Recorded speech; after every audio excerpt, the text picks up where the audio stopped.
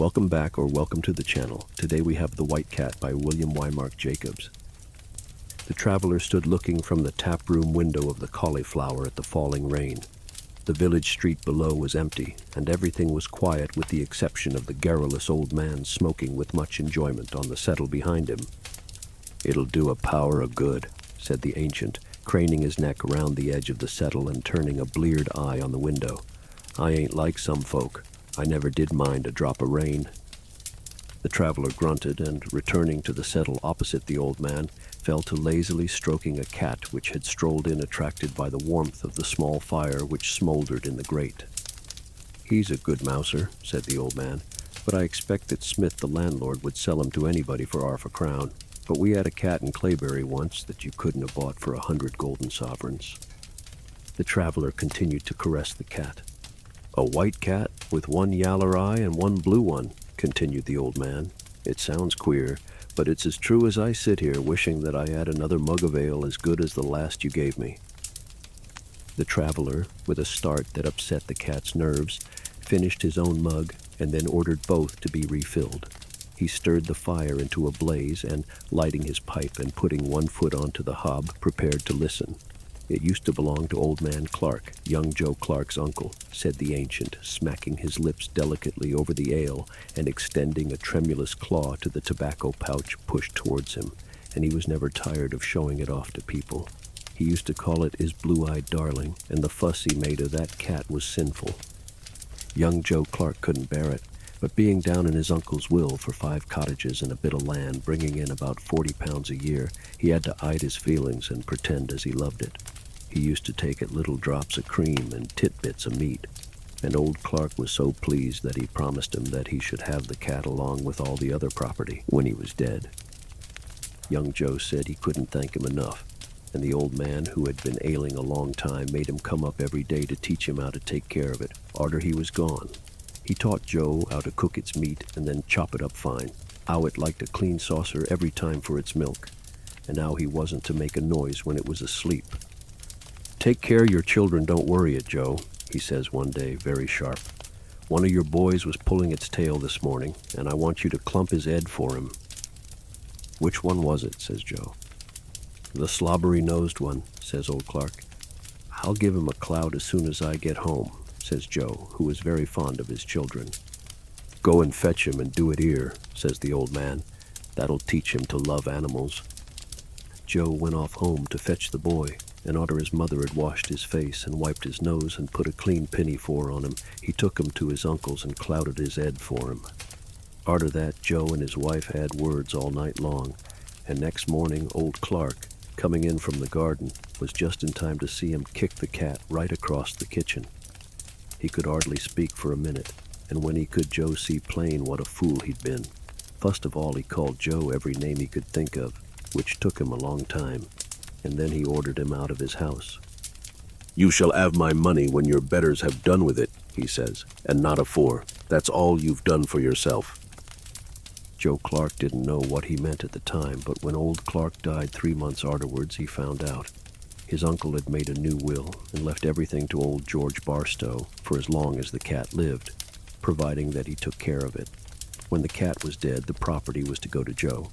The cat was only 2 years old at the time, and George Barstow, who was arf crazy with joy, said it shouldn't be his fault if it didn't live another 20 years. The funny thing was the quiet way Joe Clark took it. He didn't seem to be at all cut up about it, and when Henry Walker said it was a shame, he said he didn't mind, and that George Barstow was an old man, and he was quite welcome to have the property as long as the cat lived. "It must come to me by the time I'm an old man," he says. That's all I care about."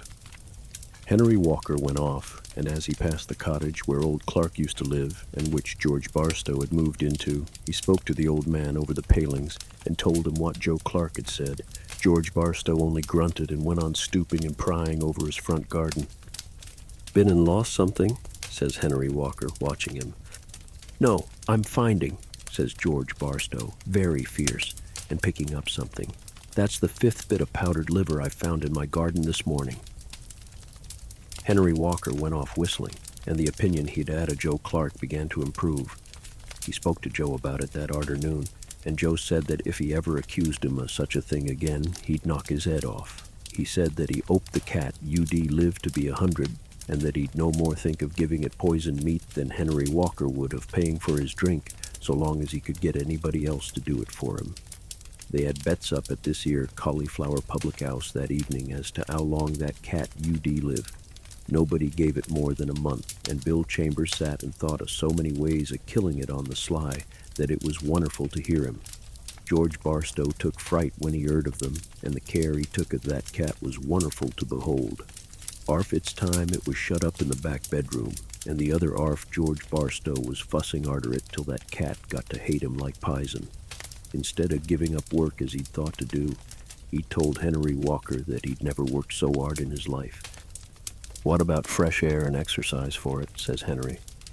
"What about Joe Clark?" says George Barstow. "I'm tied in foot. I dursn't leave the house for a moment. I ain't been to the Cauliflower since I've had it, and 3 times I got out of bed last night to see if it was safe." "Mark my words," says Henry Walker. "If that cat don't have exercise, you'll lose it." "I shall lose it if it does have exercise," says George Barstow. "That I know." He sat down thinking arter Henry Walker had gone, and then he had a little collar and chain made for it and took it out for a walk. Pretty nearly every dog in Claybury went with him, and the cat was in such a state of mind afore they got home he couldn't do anything with it.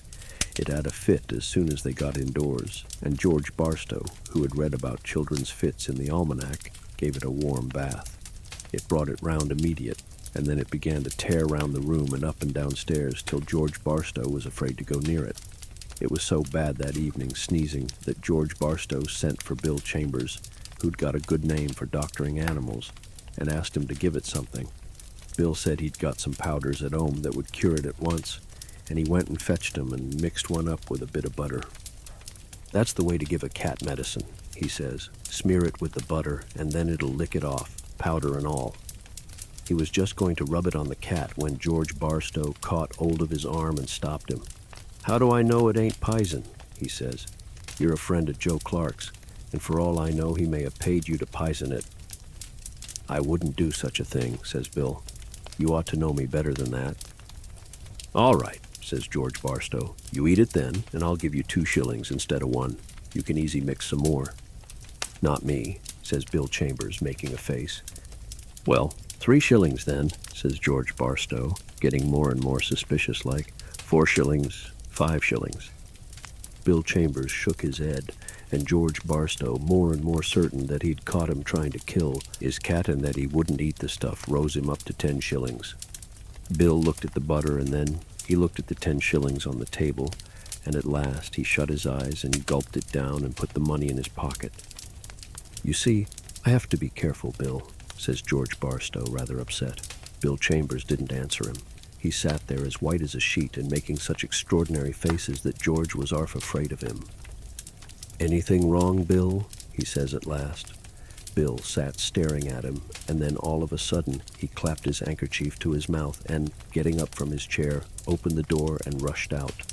George Barstow thought at first that he had eaten pison for the sake of the 10 shillings, but when he remembered that Bill Chambers had got the most delicate stomach in Claybury, he altered his mind.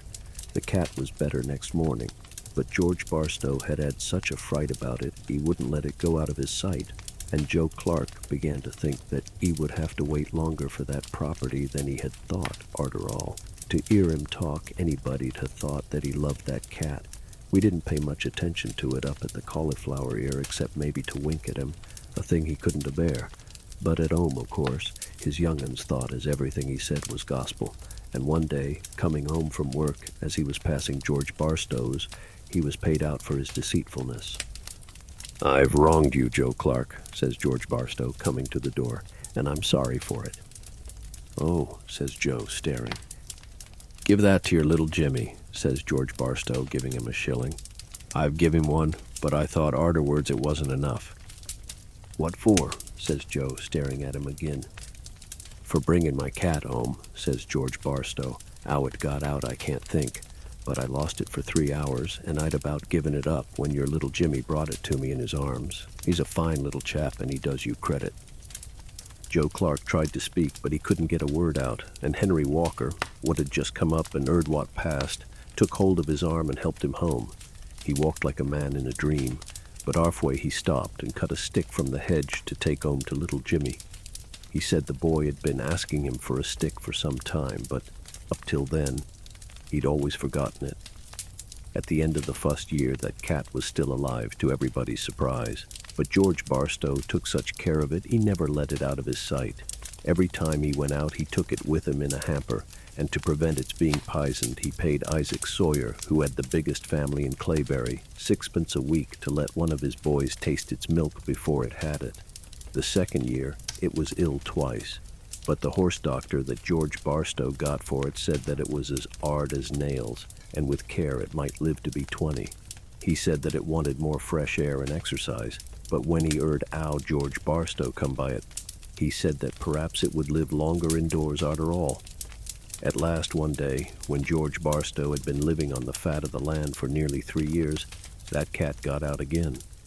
George had raised the front room window 2 or 3 inches to throw something outside, and before he knew what was happening, the cat was outside and going up the road about 20 miles an hour. George Barstow went arter it, but he might as well have tried to catch the wind. The cat was arf wild with joy at getting out again, and he couldn't get within arf a mile of it. He stayed out all day without food or drink, following it about until it came on dark, and then, of course, he lost sight of it, and hoping against hope that it would come home for its food, he went home and waited for it. He sat up all night, dozing in a chair in the front room with the door left open, but it was all no use. And arter thinking for a long time what was best to do, he went out and told some of the folks it was lost and offered a reward of 5 pounds for it.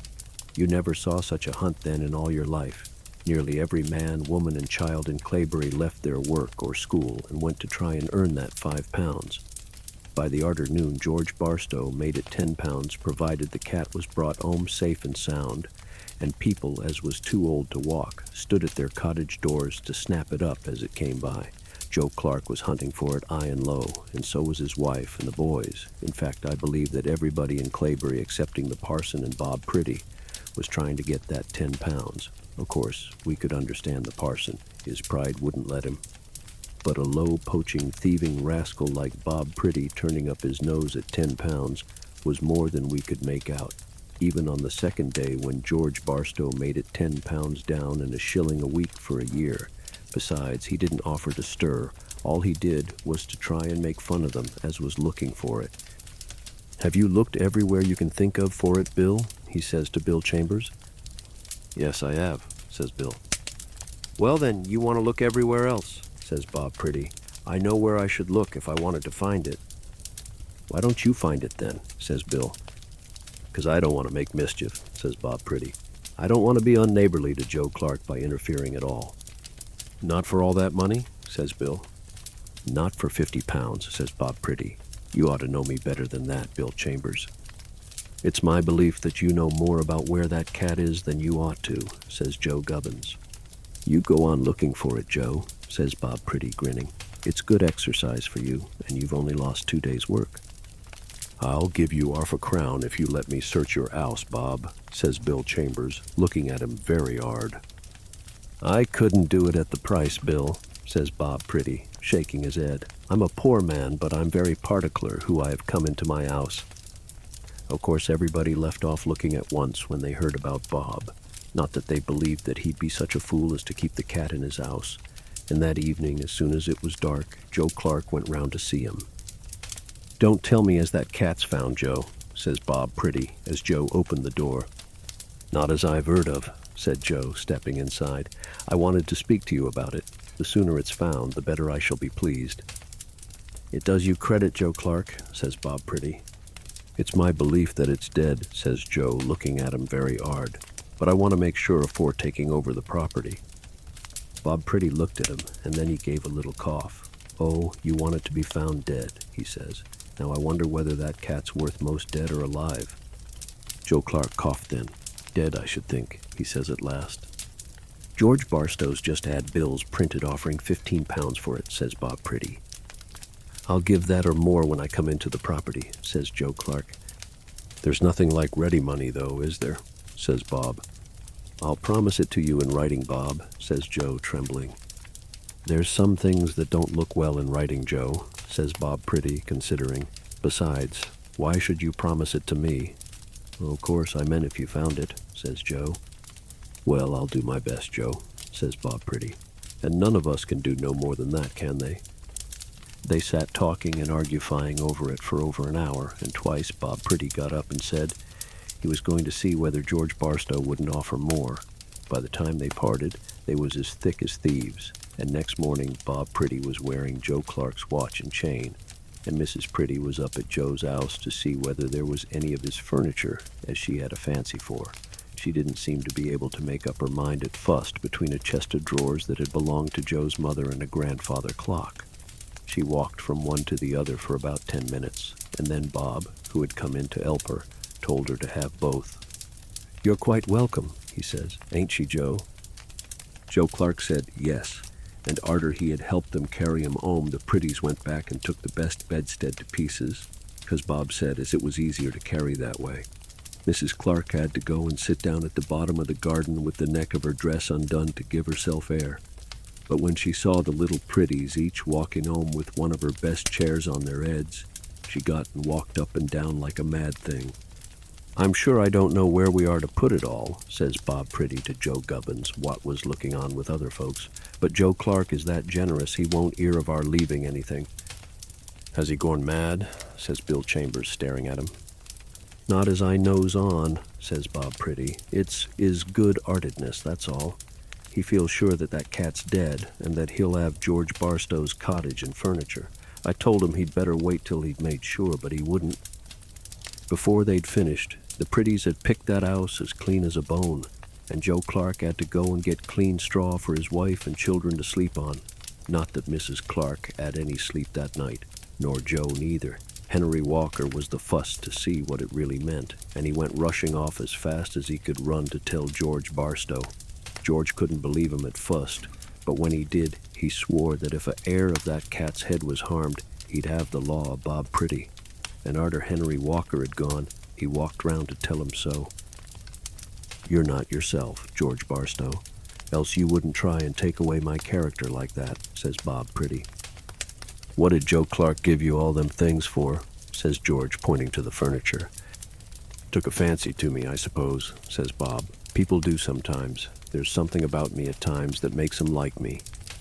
He gave 'em to you to kill my cat, says George Barstow. It's plain enough for anybody to see. Bob Pretty smiled. I expect it'll turn up safe and sound one of these days, he says, and then you'll come round and beg my pardon, perhaps. Perhaps what? Says George Barstow, arter waiting a bit. Perhaps somebody has got it and is keeping it till you drawed the 15 pounds out of the bank, says Bob, looking at him very hard. I've taken it out of the bank, says George, starting. If that cat's alive, Bob, and you've got it, there's the 15 pounds the moment you hand it over. What do you mean, me got it? Says Bob Pretty. You be careful of my character. I mean, if you know where it is, says George Barstow, trembling all over. I don't say I couldn't find it, if that's what you mean, says Bob. I can generally find things when I want to. You find me that cat, alive and well, and the money's yours, Bob, says George, hardly able to speak, now that he fancied the cat was still alive.